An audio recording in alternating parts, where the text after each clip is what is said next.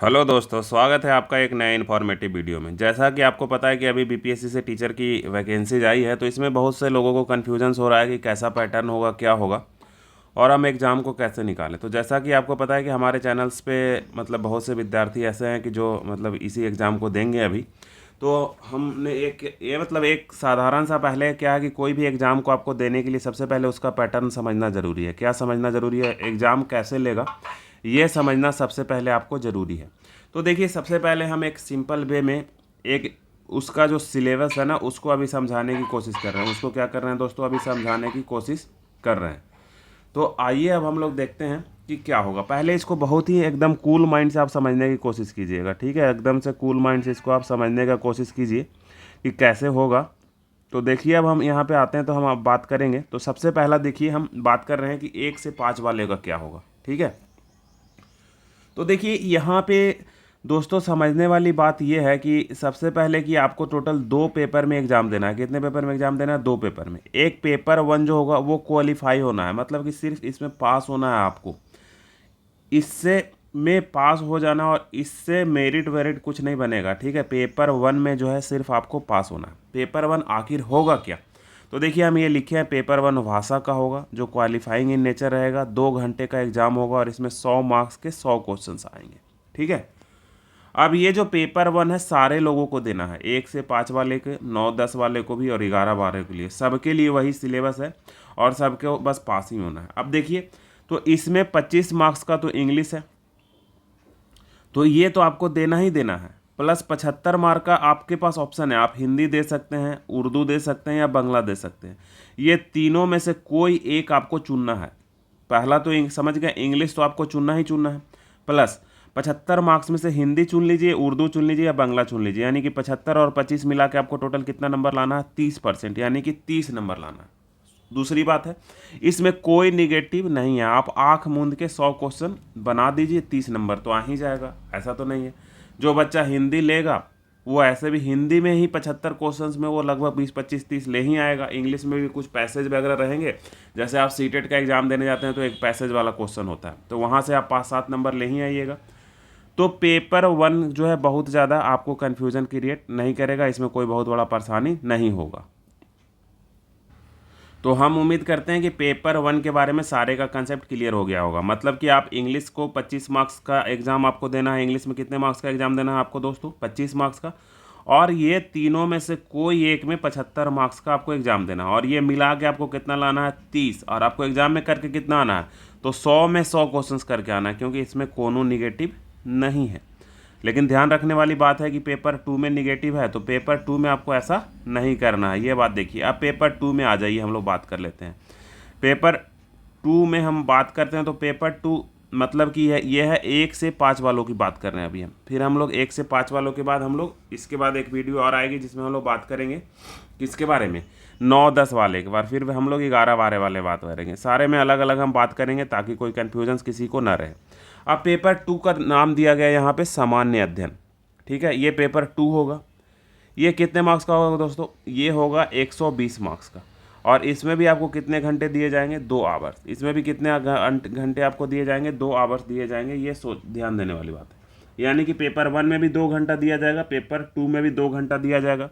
इससे पहले वहाँ पे कितना क्वेश्चन था दोस्तों? 100 क्वेश्चन था पेपर 1 में।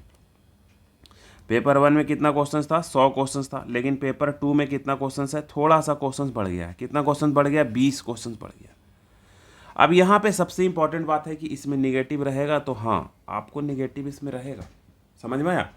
तो यहाँ पे ऐसा नहीं है कि जाके आँख मूंद के सब 120 का 120 कर देना है, तो ऐसा यहाँ पे नहीं करना है।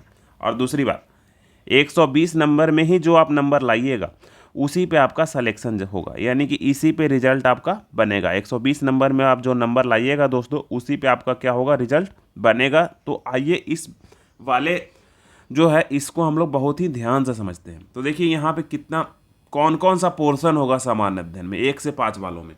तो सबसे पहला एक तो गणित का पेपर होगा, दूसरा मानसिक क्षमता यानी कि रीजनिंग का पेपर होगा, सामान्य जागरूकता लिखा है मतलब जीके का पेपर होगा।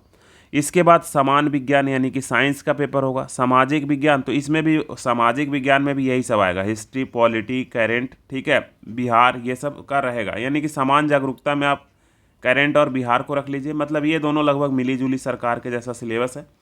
इसके बाद ये भारतीय राष्ट्रीय आंदोलन, ये सबसे इंपॉर्टेंट है। ये सीधा सीधा आपको मॉडर्न हिस्ट्री में भारतीय राष्ट्रीय आंदोलन पढ़ लेना है और यहाँ से जितना भी क्वेश्चंस आए वो आपको जरूर करना है, वो आपके लिए प्लस पॉइंट होगा, क्योंकि ये एक लिमिटेड सिलेबस है भारतीय राष्ट्रीय आंदोलन। इसके बाद एक भूगोल और पर्यावरण का आपके पास मतलब ऐसा पोर्शन आएगा। तो टोटल यहाँ पे अगर हम पोर्शन गिने कि कितने पोर्शन से अगर सिलेबस पूछा गया है हमारे पास, तो देखिए 1 2 3 4 5 6 7, तो मतलब 6 मान लीजिए आप मोटा मोटी, ये दोनों को एक जैसा मिला लेते हैं हम, समान जागरूकता और ये, तो हर एक से 20 क्वेश्चंस रहेंगे, तो कितना हो गया लगभग 120 क्वेश्चन। तो यही इसी के आसपास प्लस माइनस वेरी करेगा, मतलब ये आपको 60 क्वेश्चन यहाँ से आपको फुल करना ही करना होगा, 20 दूना 40 और यहाँ से 60 क्वेश्चन। बाकी आपके जीके करंट अफेयर्स, ये 60 क्वेश्चंस के लिए आपको बहुत ही ज़्यादा तैयारी करना पड़ेगा, मैथ के लिए, रीजनिंग के लिए और भारतीय राष्ट्रीय आंदोलन के लिए। तो ये सीधा सीधा आपको 60 क्वेश्चन यहाँ से आपको मिल जाएगा। तो जो हमारे टीचर भाई हैं जो अभी पढ़ रहे होंगे या पढ़ा रहे होंगे कहीं, ठीक है, वो भी एग्ज़ाम देना चाहते हैं, तो सबसे पहले उनको इसी चीज़ पे फोकस करना पड़ेगा, मैथ पे, रीजनिंग पे और भारतीय राष्ट्रीय आंदोलन पे। यहाँ से वो अगर 60 में 50 नंबर भी ले आते हैं ना, तो वो उनके लिए क्या होगा, प्लस पॉइंट हो जाएगा। क्या हो जाएगा दोस्तों, प्लस पॉइंट हो जाएगा, यानी कि यहाँ से आप एडवांटेज गेन कर सकते हैं। तो इसीलिए हम सबसे पहले आपको बताए थे कि किसी भी एग्ज़ाम को देने से पहले आपको क्या करना होता है, उसके सिलेबस को अच्छे से पकड़ना होता है, यानी कि जब तक आप उसके सिलेबस को, नब्ज को नहीं पकड़ पाइएगा तब तक आप सिलेक्शन नहीं ले पाइएगा। तो ऐसा नहीं कि सिर्फ आपको हवाई में बात करना है।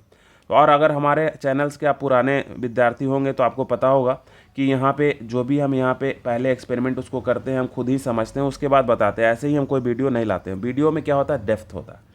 तो ये आपको समझ में आ गया होगा ना। अगर आप 1 से 5 में सिलेक्शन लेना चाहते हैं तो मैथ्स पे, रीजनिंग पे और भारतीय राष्ट्रीय आंदोलन, इस पे आप पकड़ बनाइए। बाकी जो है समान साइंस का, तो साइंस का क्वेश्चन कहाँ से आएगा, इस पे अब हम चर्चा करते हैं कि कहाँ से आएगा।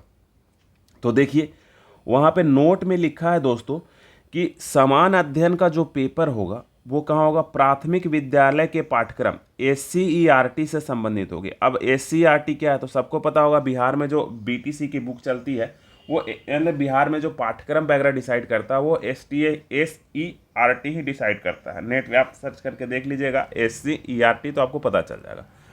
लेकिन यहाँ पे एक और पॉइंट लिख दिया है, क्या लिखा है, लेकिन इसका स्तर उम्मीदवार हेतु निर्धारित न्यूनतम अर्हता के आलोक में होगा। यानी कि जो इसका सिलेबस में क्वेश्चंस का जो हार्डनेस होगा, यानी कि क्वेश्चंस का जो लेवल होगा वो न्यूनतम अर्हता के आलोक में होगा। न्यूनतम अर्हता क्या होता है दोस्तों, तो 12th होता है और प्लस DLED है इसका, यही तो है, सबको पता है।